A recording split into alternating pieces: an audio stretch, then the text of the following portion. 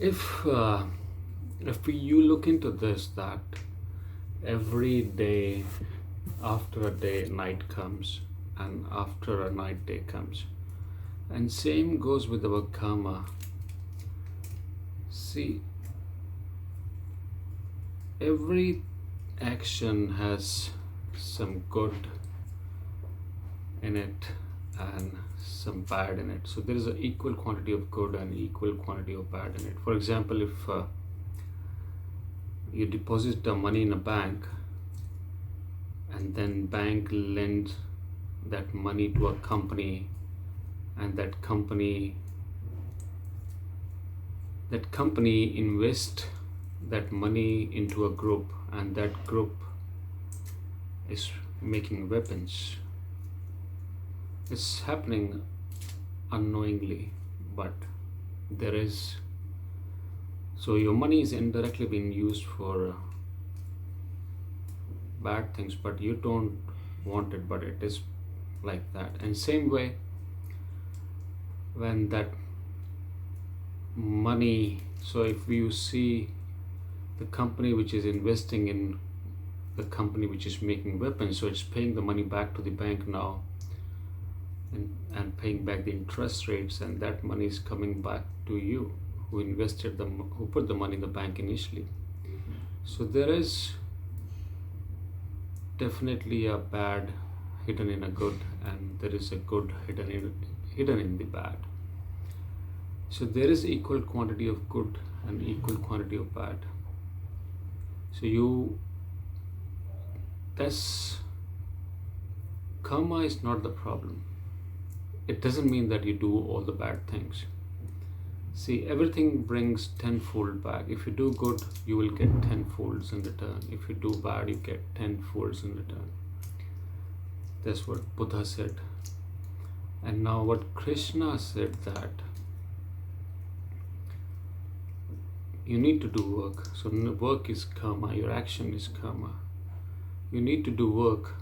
So he says that you need to do karma. So karma is not the problem. The problem is desire. Desire is the problem, not the karma. Expectation out of something is the problem. And the other thing is having expectation. Who expects? Is the mind what expects? Because mind always divides things into two. It always one day, it never one night. But you cannot escape from night, because mind works with thoughts, and those thoughts, they bring feelings on the body. And because some feelings are unpleasant and some feelings are pleasant, so we run away from unpleasant towards pleasant. So this running away in itself is fear, because now we're running from something which we don't want towards something we want. And because of that fear, expectation arises. I don't want this, I want this. So all this leads to us having those desires, having those expectations, and then we end up bringing suffering on ourselves. So we need to do action. We always should try to do good, not bad.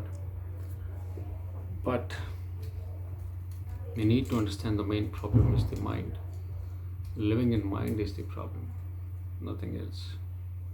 So a day will bring night, a night will bring day after it. So we don't get in this trap of good and bad.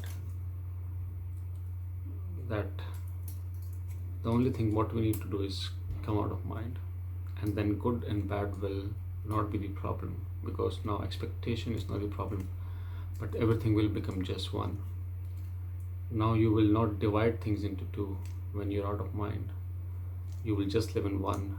You will see whole 24 hours as just 24 hours, and the expectations will go away, because now you're not living in mind, so no division is there, no expectations are there. You're doing your work, and when you're doing your work, automatically good things will happen. Why would you do, when you are not expecting things, then why would you do anything bad? right? So if you see there's a door and there's a window, you will always go out of door. Why would you go out of window?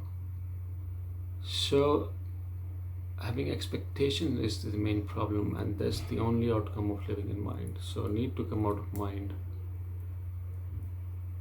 The only way is meditation and catching your mind. So you always talk from this, from your throat chakra, you talk from there. So once you put a focus on this throat chakra and see what it is talking, the more focus you put on this section of your body, or you can start seeing what self-thought is. You don't have to do anything.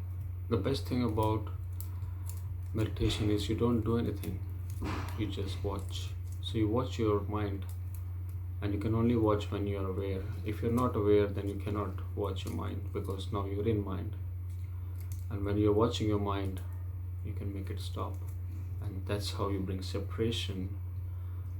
You separate yourself, the knower in you, from the watcher, the knower in you with the mind. So there is a division between you and your mind. So they are two different things now. And the moment that separation happens, moment you realize this is mind, this is me, why would you live in mind after that? You have seen what to do, and you will make it quiet from there on. It will take time, it will not happen overnight, but from there you can make your mind quiet just by having that separation. And then all the expectations goes away. When the expectations goes away, things stop hurting you, and when there is no hurt, what remains is happiness. Meditation is the only way, and that's the only tool to use, but understanding is also really, really important. Thank you.